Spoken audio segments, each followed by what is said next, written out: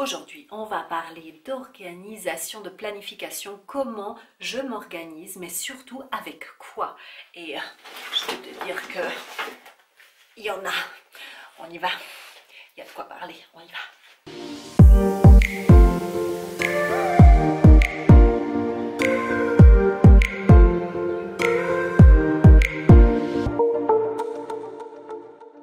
Hello toi, j'espère que tu vas bien. Mon nom est Annalise, je suis coach en organisation et en motivation sur nanaorganise.com et je suis ici pour t'aider à te sentir bien de l'intérieur à ton intérieur. Aujourd'hui, on va voir quels outils j'utilise ou que j'ai utilisés dans le passé pour mieux m'organiser. Alors j'avais déjà fait des vidéos sur comment je m'organise, avec quoi, mais bien entendu ça a changé au fil du temps et je teste toujours de nouvelles choses pour pouvoir te proposer aussi des options. Comme je le dis tout le temps, eh bien chacune a sa propre organisation et le but n'est pas de recopier ce que moi je fais ou ce que l'autre fait, au contraire c'est plutôt de prendre les petites choses qui te conviennent à toi, de tester, d'enlever ce qui ne va pas et de garder ce qui va et de mettre à ta sauce et voilà, tadam, tu as ta petite recette. Alors avant de commencer avec les astuces, j'aimerais vraiment déjà sensibiliser un petit peu les personnes qui sont ici. Peut-être que tu es nouvelle sur cette chaîne, je te souhaite la bienvenue. Pour les personnes qui sont là depuis un petit moment et qui me suivent et qui peut-être ne sont pas abonnées, eh bien je lance un message de solidarité parce que nous les petits créateurs, en fait on a vraiment besoin de ces abonnements pour se faire voir. Voilà, c'est grâce en fait à tes abonnements que YouTube pourra se dire ok, les personnes s'intéressent à cette chaîne. Donc c'est vraiment hyper important, ça prend 2 secondes, il te suffit d'une adresse email, tu dois juste cliquer s'abonner ici en bas, d'activer la petite cloche si tu veux savoir quand est-ce que je sors de nouvelles vidéos. Et pourquoi je te dis ça? Parce qu'en fait les statistiques que j'ai, c'est que 70% pour les Français, 70% des personnes ne sont pas abonnées à ma chaîne. Donc si toi tu apprécies le contenu, pour me soutenir, en fait, il faut simplement t'abonner ici en bas. Et comme ça, tu aideras vraiment beaucoup mon entreprise. C'est parti pour la vidéo. La première partie de cette vidéo, j'aimerais te parler des outils que j'ai utilisés dans le passé et que je n'utilise plus, tout simplement parce que je m'organise un petit peu différemment maintenant. La deuxième partie, je vais te parler des outils toujours papier que j'utilise en ce moment même. Et la troisième partie, ce sont les outils plutôt digital que j'utilise en ce moment même. Maintenant quoi. Outils que j'ai utilisés auparavant et que j'ai adoré vraiment. Alors je vais te citer le premier qui est pour moi le best du best quand je l'ai utilisé. C'est le, attention, Happy Planner. Alors je t'en ai déjà parlé dans cette chaîne parce que vraiment je suis une grande fan de ce système. Je trouve que c'est jusqu'à présent le système le mieux que j'ai utilisé pour tout ce qui est organisation papier. Donc c'est un planner tout simplement. Tu l'as en différents formats. Celui-ci c'est le medium. Donc c'est un format on va dire plus ou moins grand que tu peux quand même mettre facilement dans un grand sac à main, pas dans un petit. Tu as la version mini qui est à peu près comme ça et puis du coup tu peux l'emporter toujours dans ton sac à main et tu as la version encore plus grande que celle-ci que je n'ai jamais testée mais qui a l'air d'être énormissime. Alors à toi de voir un petit peu où est-ce que tu vas l'emmener. Pour moi c'était un agenda que je gardais, un planeur que je garde sur mon bureau, que je ne prends pas forcément avec moi. Donc cette taille-ci me suffisait amplement. Au niveau du layout, en fait, de comment ça se présente à l'intérieur. Alors je ne vais pas rentrer dans tout le détail parce que je ne connais pas non plus toutes les options. Mais en tout cas, les 2 options que moi j'ai testées, ce sont des options en vertical. Donc tu as plus de place pour écrire tes choses. Donc si toi tu es un petit peu plutôt comme moi qui aime bien faire entre guillemets des belles phrases alors que maintenant j'en fais plus tellement mais avant oui, eh bien j'ai vraiment aimé plutôt l'option allongée en horizontal.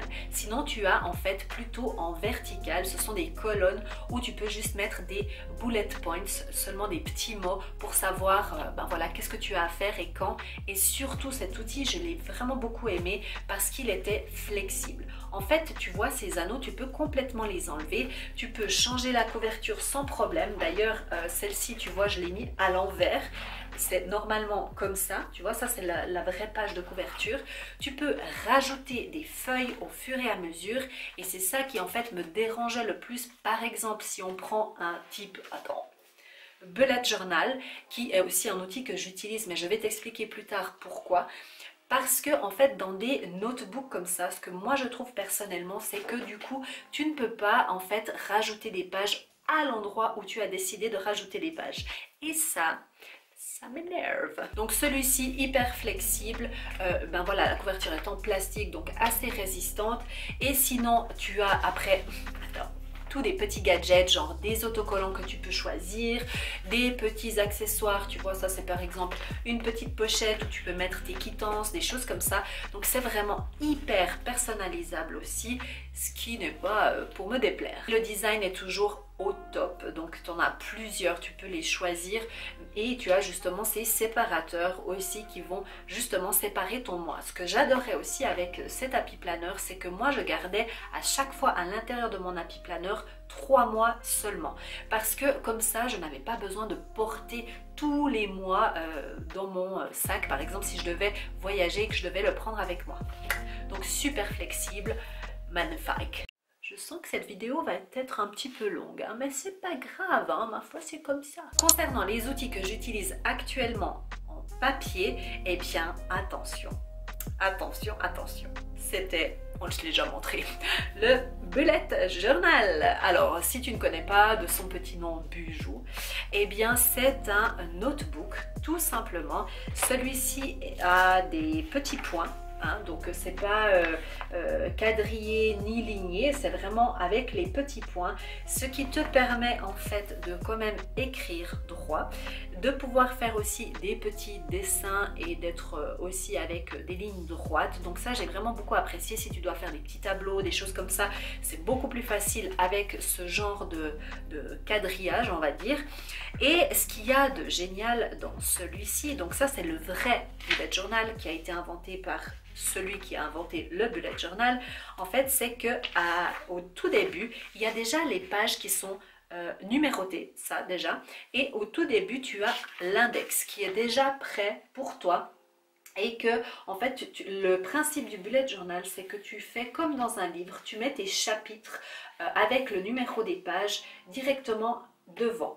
Et comme ça, quand tu devras rechercher une information, quelque chose que voilà, tu as besoin, eh bien tu viendras directement, comme dans un livre de recettes, rechercher ici. Après, il y a aussi justement déjà prêt le Future Log. Alors je t'invite à aller voir sur le site internet, ils expliquent exactement. Là, c'est pas le but de faire une vidéo sur comment faire un bullet journal, mais ils ont déjà la page qui est prête en fait pour le Future Log. Donc si tu es une adepte de bullet journal, celui-ci est vraiment cool parce qu'il est déjà préparé, si tu vois ce que je veux dire. Moi je l'utilise, alors j'ai essayé tant bien que mal parce que j'ai lu le livre de j'ai lu le livre de Rider Carroll qui est justement celui qui a inventé le système du bullet journal. J'ai adoré. Vraiment j'ai adoré parce qu'il y a plein de tips pour comment t'organiser, etc. Maintenant c'est vrai que ça s'appuie sur le fait d'écrire sur un bullet journal forcément, et j'ai tenté l'aventure de pouvoir le faire sur papier.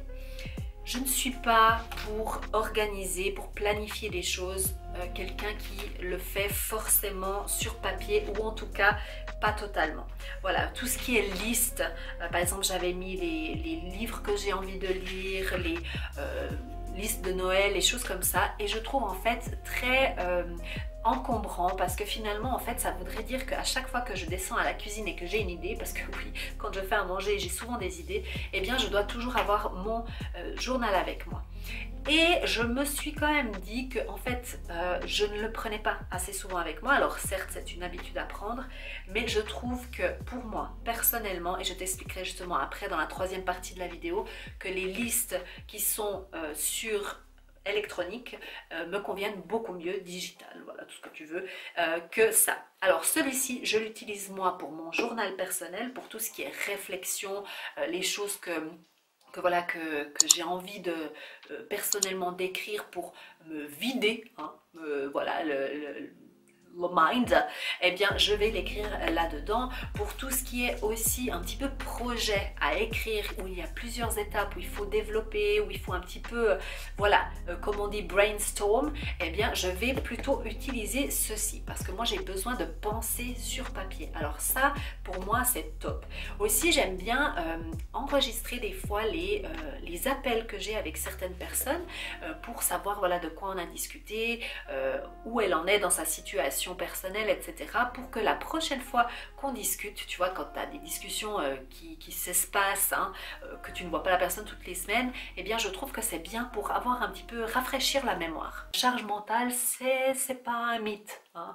C'est-à-dire que plus tu gardes dans ta tête, plus c'est difficile. Donc écris. Et c'est pour ça que je te dis. Et d'ailleurs, mon ancien bullet journal qui était de février à octobre, j'ai même aussi, je te montre, c'est aussi pour tout ce qui est créativité. Alors, attends, je te montre. Donc, moi, j'aime vraiment l'utiliser pour mettre quelques photos des moments que j'ai passés ou découper des articles de journal.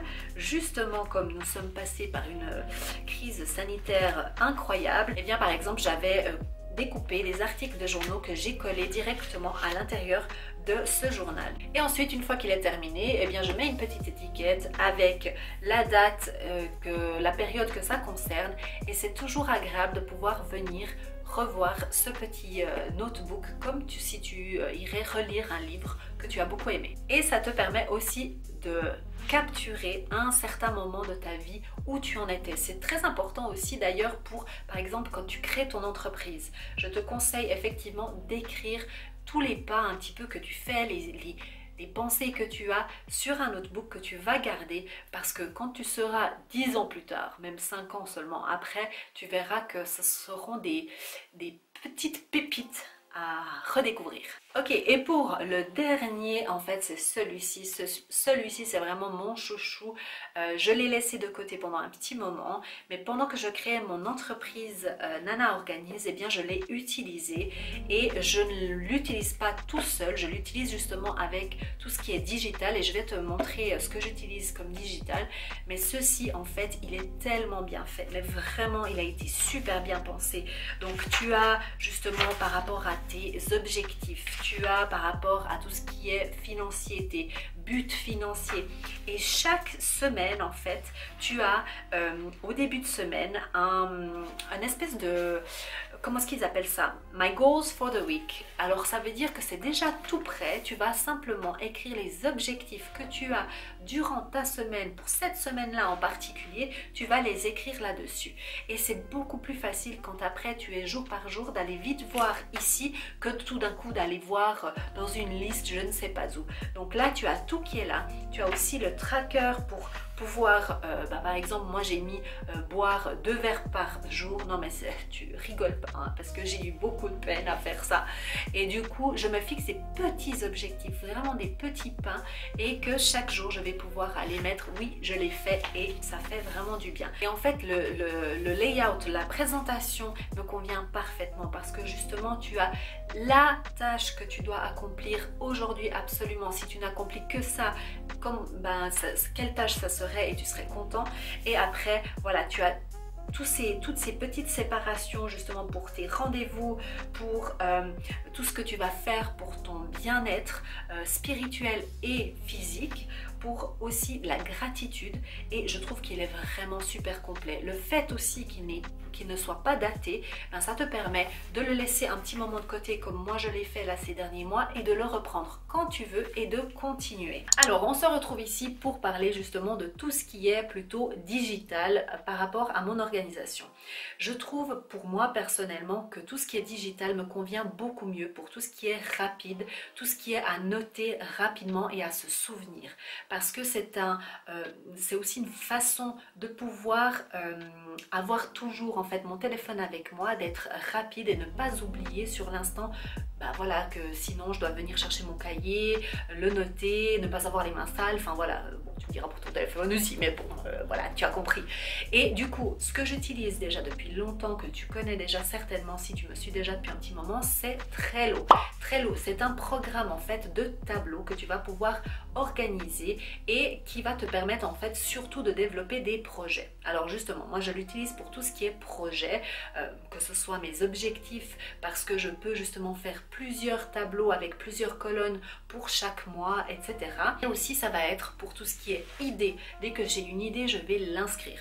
En fait, Trello, je l'utilise souvent quand ce sont des projets, des choses à développer, qu'il y a plusieurs étapes à faire. Par exemple, la décoration d'une chambre, tu vas prendre plusieurs étapes. Alors à ce moment-là, je vais prendre Trello et il sera toujours à portée de main. Et justement, maintenant, on va passer devant l'ordinateur pour que je te montre aussi l'autre application que j'utilise, c'est Microsoft To Do. Donc c'est une application qui te permet de faire tes to-do list, justement des listes de tâches, et qui te permet de séparer aussi par catégorie. Tu sais ô combien j'aime séparer par catégorie, et là ça ne manque pas. Justement, je l'utilise aussi parce que tu peux mettre des alarmes pour te rappeler de faire quelque chose. Ce sont surtout des listes, donc c'est vraiment pour faire des listes là en l'occurrence avec une récurrence. Si par exemple tu fais tes listes de nettoyage que tu dois faire tous les 2 mois, eh bien ça va te rappeler. Tu n'auras pas besoin, comme par exemple sur le papier, de l'écrire à chaque fois manuellement tous les 2 mois et d'avoir genre un agenda qui dure pendant toute l'année pour pouvoir vraiment les noter. Donc là en fait moi ce que j'ai fait, c'est que j'ai fait ces 4 listes par catégorie. Comme tu le sais maintenant, j'ai toujours 4 catégories, que ce soit pour mon agenda justement électronique, j'ai ces mêmes 4 catégories et tu les verras après, je vais te montrer. Donc c'est tout ce qui est professionnel, tout ce qui est personnel ici, tout ce qui est maison, donc ça peut être de l'administratif, tout ce qui est nettoyage, etc. Je vais mettre ici, et ici tout ce qui est famille. Donc voilà les 4 catégories pour lesquelles je fais des listes. Ensuite, nous arrivons en fait à des listes un petit peu plus, un peu différentes, donc qui ont des sous-catégories. C'est un petit peu une to-do list où je vais mettre les choses que j'aimerais bien acheter, que ce soit maintenant ou dans le futur. Ensuite ici, c'est pour tout ce qui est courses. Donc là, en fait, tu ne vois pas la liste complète, mais en fait, j'ai séparé par catégorie de nouveau pour que ça me facilite la vie quand je suis au magasin. Donc j'ai simplement classé par ordre chronologique. Quand je rentre dans le magasin, eh bien je sais voilà que d'abord il y a le pain, après il y a les produits laitiers, etc. Et c'est déjà séparé comme ça. La prochaine liste, c'est tout ce qui est tâches nettoyage. Alors celle-ci, elle est hyper importante parce que ça permet vraiment de m'organiser par rapport à tout ce qui est nettoyage. Donc là, j'ai tout ce qui est nettoyage hebdomadaire. Donc là, je vais inscrire simplement le lundi, qu'est-ce que je fais, le mardi, etc. Tout ce qui est à faire dans les 2 semaines, mensuel, 2 mois, 3 mois et annuel. Et à chaque fois comme ça, il y aura en fait un rappel pour ces tâches à faire que je n'aurai pas besoin à chaque fois moi-même de me rappeler quand est-ce qu'en fait j'ai nettoyé la hotte de ventilation des salles de bain.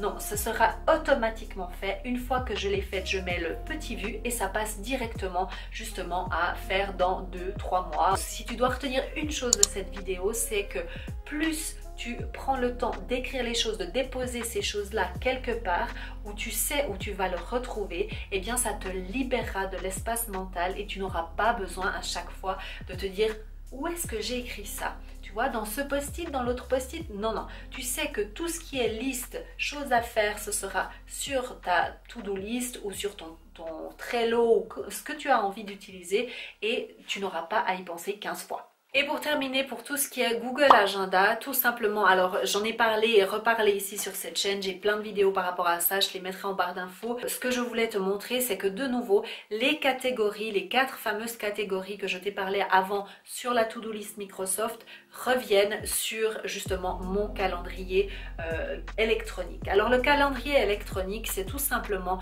une façon de s'organiser, de mettre les choses que tu as à faire comme les rendez-vous, mais aussi parce que si tu dois partager ton calendrier, ton agenda avec quelqu'un, avec ton mari, avec quelqu'un de ta famille ou même avec des collègues, eh bien c'est beaucoup plus facile de le faire de cette manière-là. Ce sont toujours les mêmes blocs, bloc famille, bloc maison, bloc personnel et bloc travail. Si tu veux savoir comment je m'organise avec le calendrier, en l'occurrence avec des blocs et pourquoi je les appelle des blocs, j'avais fait une vidéo très complète sur tout ce qui est calendar blocking. Mais dans l'idée, c'est vraiment d'avoir en fait un calendrier qui ne bouge pas en fait par rapport à ce que toi tu as comme organisation, c'est-à-dire si toi tu travailles de telle heure à telle heure, tu vas directement pouvoir le mettre là et ça va rester en fait des blocs.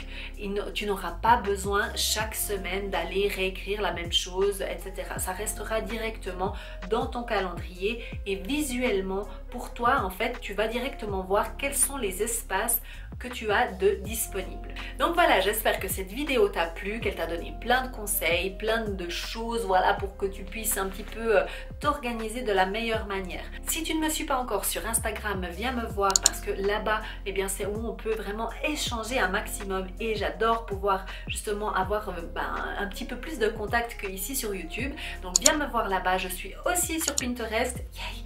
Bon, c'est pas encore tout à fait au top du top, hein. On est bien d'accord, je débute. Mais voilà, c'est vraiment une plateforme que j'adore aussi.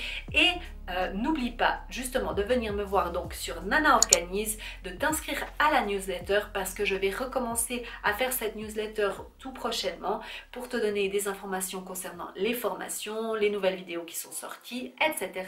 etc. Et n'oublie pas de suivre tes rêves car ils connaissent le chemin. Bye bye.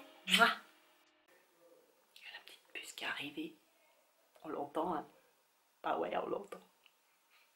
Bon, allez, je vais aller faire des petits bisous. Eh bien, tu es resté jusqu'à la fin de la vidéo. Bravo à toi. N'oublie pas de mettre un petit pouce en l'air et de t'abonner à cette chaîne. Et d'ailleurs, c'est par ici, tu as là le petit bouton pour t'abonner et 2 petites vidéos pour que tu ailles voir la suite.